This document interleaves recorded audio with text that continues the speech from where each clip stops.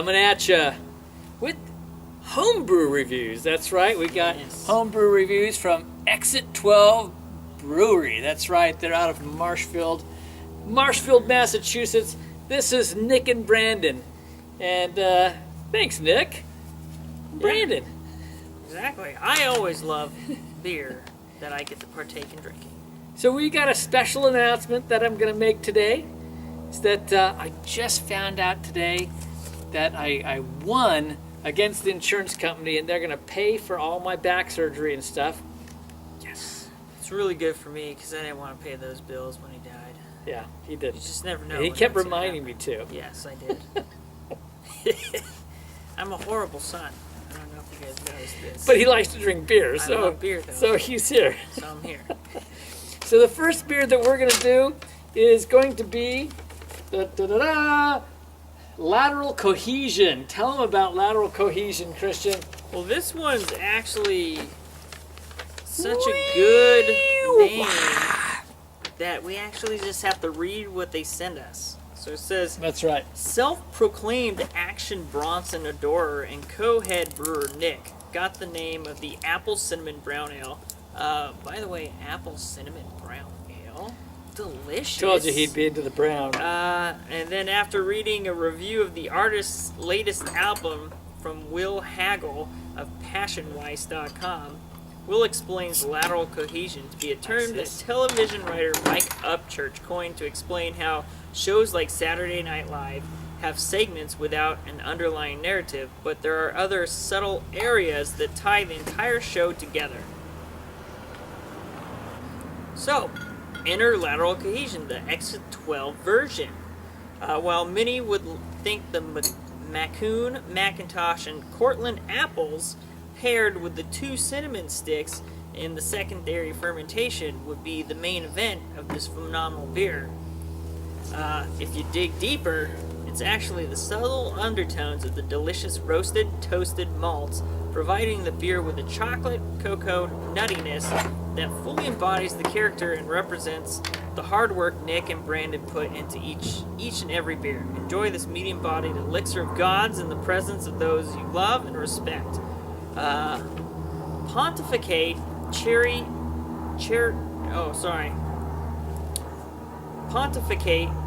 every laugh, and share in the intellectual debate, because that's what drinking great craft beer is all about. Make memories with friends and make even better ones with the beer.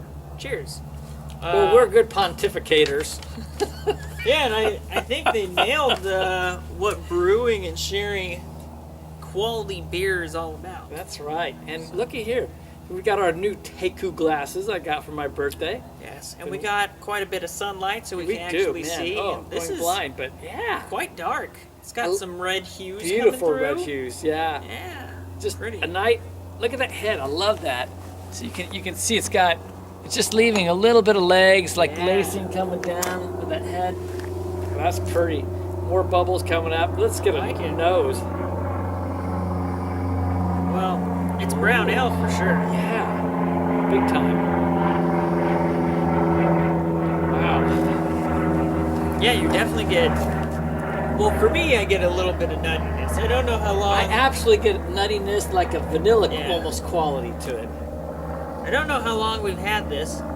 My age does well on brown ales, I found, on the few we've brewed.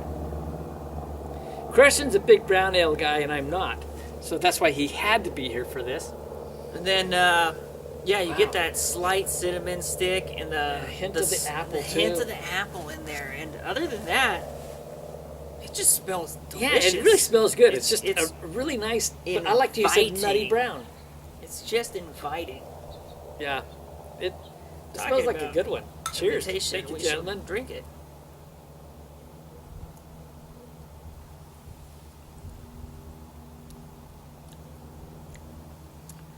You know what? I'm not a big brown ale guy, but you know what? I like the influence of the apple on here, and that little bit of cinnamon. Yeah, it gives it a slight cider-esque pop to it. Does that sound right? Pop? But then you get those nice brown, subtle undertones. You get the nuttiness, the little bit of chocolate, almost cocoa, I would say, in a sense, not chocolate, because it's nice and dark and bitter. Exactly, it's a dark, bitter cocoa kind of a quality. And the amazing part is the nose lends to a big, dark beer, but this is really light on the tongue. I don't know what percent this is, but you'd be saying, from 6.2%. Wow, I had no idea. Yeah, That's good. From the nose, you would think you're going to dig into like a 9 to 10% beer. So I do think I get like just the slightest hint of some oxidation on it, but it's very mild. It did travel though. Well, yeah, that's the problem with shipping beers and things. But otherwise, I mean, this is really, really good. So I'm really curious what you did. Was it a cinnamon stick with a cinnamon? Sound like 2 cinnamon sticks. Okay. And cinnamon sticks have a really distinct flavor, and it makes me wonder if it'd be a good experiment, at least, if you rebrew this, if just using cinnamon in it as opposed to the stick might be better. I don't know why, but cinnamon sticks sometimes come off with more of a woody taste, unless you want that quality, because it does have a little bit more of the woody quality for it. The real question is, what size of a batch was it? Was it a 10-gallon batch? I would assume. I think they were using a Robo Brew, so it's probably a 5.5 gallon Okay. batch. Because, I mean, from what I taste right now, you could almost do 3 cinnamon sticks. You could light this baby up a little bit more. You've got I such agree. a good malty base with the nuttiness. You could ramp that up. But you have to be careful, because if you ramp it up Yes. too much, you might lose the nutty quality, which I like. What I would like to see, but this is my palate. I would love just a hint more of the chocolate on it. A hint more chocolate. But this really falls well within the brown category. Now, So- I am noticing as it's warming up, we're getting more apple flavor. And then with the more apple flavor, it's actually pairing well with how light the body is. So it's making it quite more enjoyable. Fun beer. All right, we're going to stop because we've got a few more to review. We're going to enjoy this and we'll be back. Okay, we enjoyed that. Here's the next beer. It's the Friendsgiving beer. I just want to say right now, these are some fantastic labels. Aren't they? Yeah. They're pretty sweet. I love the name of your brewery too. That's awesome. All right, as the incarnation of this wonderful brew suggests, Friendsgiving is the sister to the Long Pond Ale that was made with cranberry juice 3 years ago. A Friendsgiving from a year ago represented an enhanced knowledge of craft for the hobby, and has now represented positive change and an expanding passion for the art. We improved the malt beer to feature more of the New England Pale Ale aspects that make the first batch so good. 2018 features less than half the fresh cranberries that were in the last one, now locally sourced from farm in Massachusetts and added during secondary fermentation, this time instead of primary, offering more of the cranberry sweetness while featuring more of the Huell melon and Centennial hops. As the beer warms, the sweet and tartness comes out when cold. Enjoy Friendsgiving on Turkey Day, before and after dinner, basically, with friends and family as you reflect on all you've accomplished and all your goals as the year comes to a close. Salud. So, we're celebrating bills going away. So salute to that. That's what we're celebrating. And some refunds from some I paid. Wow, this is a fun color, isn't it? It is. It is a nice, fun color. I dumped everything in there so that we got You got the all bottom. the fun. So yeah, you got all the fun. We'll have to trade glasses back and forth, but you can see the fun colors on mine, hopefully. Well, we got the same on each. I did made we? sure Oh, okay. that we All both right. were sharing the deliciousness Well, because this looks good. With the light I'm not coming gonna lie. through, it's this orange color with this nice pinkish, reddish hue coming with it, along with it. It makes me think of mango juice or something, nice, but clear. hazy. Yeah. No, this is fun. All right, let's get a nose. Long Pond Pale, huh? All right, so Huell melon is something that I'm familiar with. I've brewed with that. Huell melon does bring in just kind of like what it says. It brings in these melon qualities. This is fun. Smell the cranberry though. That's legit. Yeah, yeah. Wow, it's almost. Oh, yeah. I get. It's a pale, but somehow I get this. I get a little bit of the cranberry. I felt like I almost got this like orange or citrus Grapefruit. with it, right? Grapefruit. Okay, there you go. Grapefruit. But I can definitely get a melon scent out of it too. Right. So those are all coming from the hops, and then you got the grapefruit. Kind of unique, a unique style. I'm ready to jump in, as you can see. Oh yeah, let's do that. I was sniffing away. Cheers.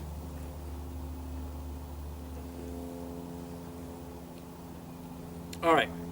So first, I'm always frank about this. It has a little oxidation. So the first thing I want to say about that is I don't know if it's in the bottling or in the shipping, because Chris and I discussed that off camera. A common thing that happens in shipping sometimes Yeah. is that it has a little bit too much carbonation going on. And so carbonation can affect the beers. It adds this carbonation from shipping somehow. Then it creates like an oxidized quality to it. So that's going to be a detractor as we try this. But we Yes. can usually taste beyond that. We'll open our minds and explore. A little bit of Wow. zen here in the sun Yes. that's blinding me. But it's fantastic. At least, in late February we're getting some nice warm sun on us. It is. It's good. So I like the cranberry-esque type qualities that come through on this. That's kind of fun. And it's interesting because it's not what I typically think of a pale. There's a little bit more mouthfeel going on, and a little bit more body, I should say, on this. And of course, it's not going to be clear because you've got the fruit quality in it. Yeah, that's always a bummer when you got fruit in there, is it turns it more into a hazy, depending if you cold crash and you're able to get it out. But I'm usually not a fan of the Centennial, but it has a really nice, it actually tastes pretty good. I like Centennial when you're making a beer that's going to have some dank flavors, Yeah. and it pulls up stuff. So I'm going to agree with Christian. I'm assuming that you probably use the Centennial for bittering. And my suggestion, if that's the case, would be to back off of that a little bit. I would personally suggest going more in the UK type hops and noble hops. I would experiment with that and going very light. I don't know, I might disagree with you on that. Okay. I mean, you got this nice cranberry quality, and then you get that little bit of dank Centennial, so it actually accentuates the cranberry Huh. bitterness, which is what some people like. I wasn't looking for grandma's cranberry sauce that's, or whatever comes out of Ocean that Ocean Spray or whatever it Spray is. can that, is like, delicious. I like that cranberry sauce where you actually eat it and you go, oh, that's so bitter and good. And that kind of is the essence you get out of this, is On you a get very that light side, Centennial, but yeah. but you get that light melon characteristic on the side, which softens it and lends towards the pale ale and the lighter body in the end. So we're gonna completely disagree on this. Good. But Good. Give me your beer. because I like the pale ale aspect, but I would almost go towards those pale ale type hop characteristics. Not an American pale ale, but what I'm thinking is it would be better from my perspective with a UK, England pale ale, which is very low in bitterness, and then brings up the fruit quality of the cranberry. But that would be me, and you have to brew to your palate. Now, I'm going to get really crazy, so if you want to experiment with this, Don't do it. no, absolutely experiment. And actually, we have an experiment that will be coming up probably the next time we brew, and it's going to have some tricks and tips at how you can bring in some fruit qualities in a unique way. However, If it works. If it doesn't, if it we're doesn't not work showing out, forget it. anything No, to no, you we'll guys. show it It's to not you, but- happening. no, it'll We go are not up. failures at Clemens Homebrew. Partially, not many. But an interesting thought is there are some cranberry sauces that they put a little bit of orange. That's why I think the melon works with this, which is really fun. And that's why I think the one aspect where I think that the Centennial works is it kind of brings a grapefruit. But I would almost say it would be fun instead to bring in something like an Amarillo, because Amarillo brings in some orange quality to play with it to balance against cranberry. Could be very fun. And Really then fun. and then go on a bittering side, go with a neutral hop, maybe a quarter of an ounce of Magnum or something like that. Not necessarily even at the beginning, but that's just me. That's just me. This is fun. This is a fun take. Yeah, It's I really mean, neat. take away the little bit of oxidation that it has, and this is a fantastic beer. Yeah. This is one I might be even willing to travel out and take a fresh taste of. I actually really like this beer. It's quite tasty. All right, we're gonna sip on this while, and then we got a really cool Oh, we one got coming another one? next. Yeah, Oh, we great do. job on this one, Yes. guys. Cheers. Here it is. This is once in a lifetime. That's right, once in a lifetime barrel aged imperial stout with cocoa nibs and coffee beans. Right, added, yeah. Oh, so and it's 10.1% ABV. Yeah. Okay, so it's got some stuff on the side there, though. Brewed and bottled by Exit 12 Brewery in collaboration with Jacobos Brewery, aged 10 months on coffee beans and cocoa nibs, aged 4 months in a bourbon oak barrel. Wow. We're Wow. talking about getting a barrel finally, huh? We really need to do this. Oh, yeah, so it'd be N and JK. Oh, I guess it's All right. Well, there's something on the other side there. What's that on the left side? let's see here. Okay. This is really I'm gonna have to strain my eyes here. You need my glasses. 8/26 of 2017. That's what it says, and it says bottled on 6/16 of 17. So we've got a year and a half on it. We got 8/26, 2017. It's got to have been bottled then. Why is this date significant, you may ask? The wedding, right? Wrong. It's the 1-year anniversary of when we brewed the best beer you've ever had. This 10-month aged Pete's Major Dickinson's blend coffee. So Major Dickinson's blend coffee beans and cacao nibs. We could have stopped there, but this is an important day. So we didn't. We aged the masterpiece in a bourbon oak barrel for 4 months. So if you're wondering what the vintage smoky flavor is, you're welcome. Drink it cold or enjoy it room temperature, but whatever your palate prefers, enjoy this imperial milk stout and celebrate the matrimony of two friends, Mr. and Mrs. Nick and Katie Legasor. Oh, so the couple brewed it together, and Oh. we're going to put it into our bellies together. So how Oh, about that's that? why it says N and K, Nick and Katie. Yeah, Ann and Kay. Should have read that first. And Katie is pregnant with a little boy Legasor on the way. Congratulations, Oh, Katie. nice. I assume that Wow. Katie's his wife, so Well, I'm very intrigued. And apparently it's the best beer they've ever brewed. So, pop that well, open. I tell you, We should- it's right in we my should start wheelhouse. That's drinking for right sure. now. Yeah. Yeah, and I like that it's a milk stout.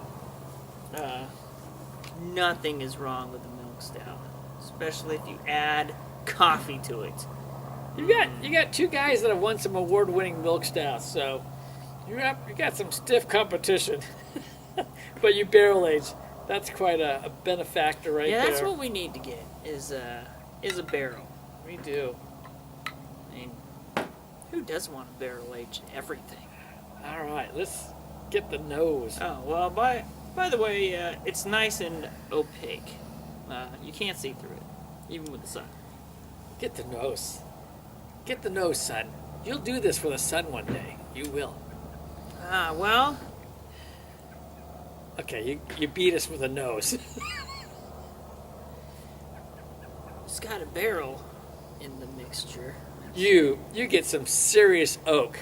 Serious oak. Yeah, So it's we're oaky. going to see, hopefully there's not too high a tannins, because I get so much oak, but it's big oak character. It's lending towards vanilla flavor, though. Some vanilla, definitely get some chocolate. Oh yeah. You know, I think there's more than probably cacao nibs. I'm guessing there's probably some chocolate malt as well. You get the subtle hint of lactose in there. Yeah. Oh, that's fun. I love the nose on this. The coffee's there. Now, coffee does fade with time, but you know what? It's still very much Oh there. yeah, there's coffee in there. So it's held on, Slight which is chocolate. nice.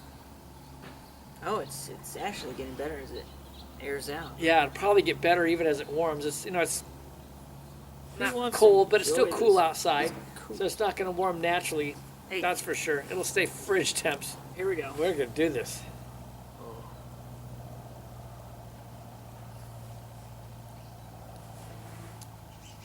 Me likey. Yeah. Yeah. Who says you can't homebrew something better than what you can buy at the store? Yeah. Shh. And I tell you, some of the best things I've had, absolutely the best meads I've had have all been home brewed, homemade. That lactose is fantastic. Whoa. All right, you two, this is something special. I'm giving you a big virtual hug right now. I'm not going to say that I actually believe this is the best beer you've ever brewed, because I think you have more potential. But this is fantastic. Yeah. I think you need to do it again. Send one of those. This is really tasty. All right. What would I improve? Nothing. Nothing would I No, improve why? on this one. Why do you change perfection? Yeah. Don't change anything. Yeah, no, this. Oh, where do we start? Great barrel. Okay, so if I was going to be a turd, so I'll go for it. The only thing I could say is, yeah, he's like, Dad, Why you gotta ruin my beer? put another little extra coating of liquor inside that barrel. But outside of that, that's all you could do. It has a really nice oak quality, and the one thing I really want to express is that, most of us homebrewers are used barrels.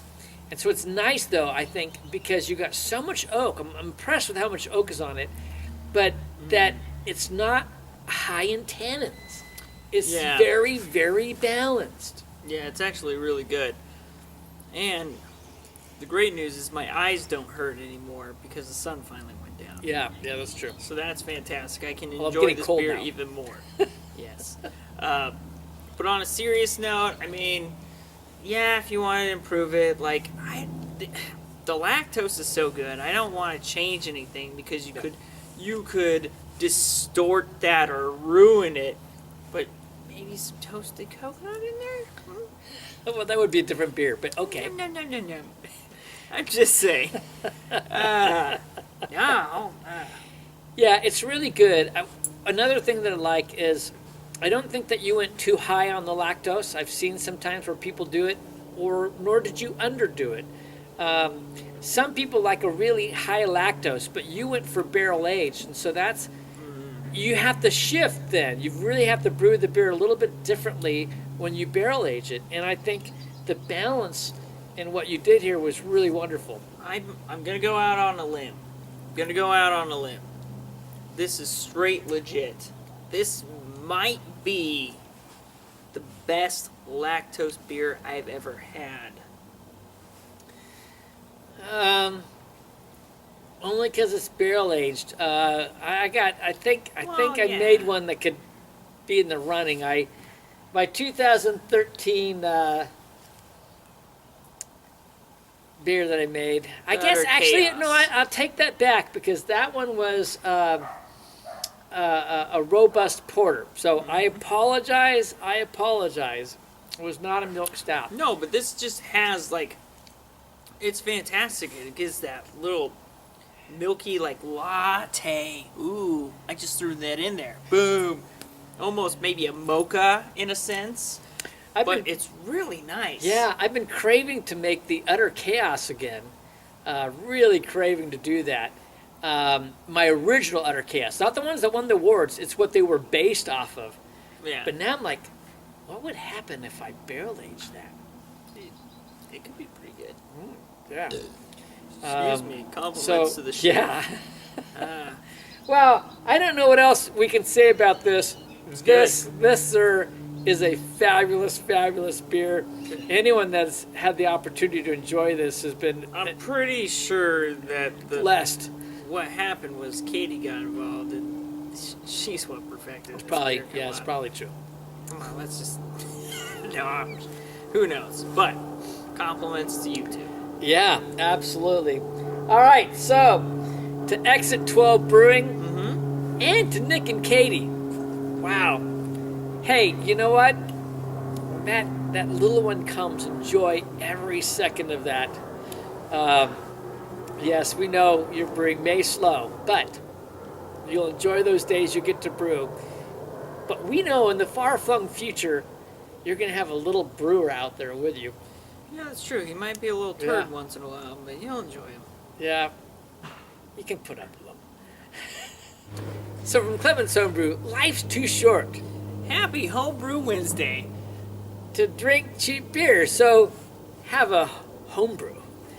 And savor every minute. Cheers to that. Cheers to that.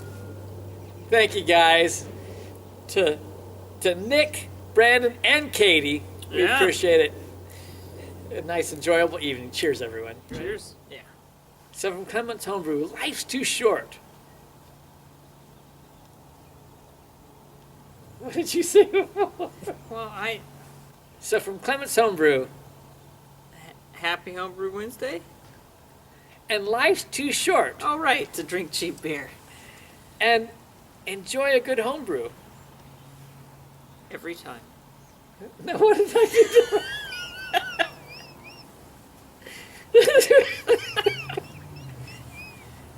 Well, it's the truth. So from Clemens Homebrew, life's too short Happy Homebrew Wednesday. to drink cheap beer. So have a homebrew.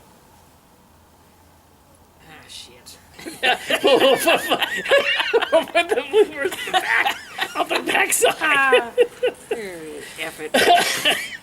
Just fucking drink it. Drink that beer. So from Clemens Homebrew, life's too short. To Happy Homebrew Wednesday. Happy Homebrew Wednesday? Happy Homebrew For Wednesday. God's sakes. Well, no. So from Clemens Homebrew, life's too short. To Happy Homebrew. Happy Homebrew Wednesday, yeah.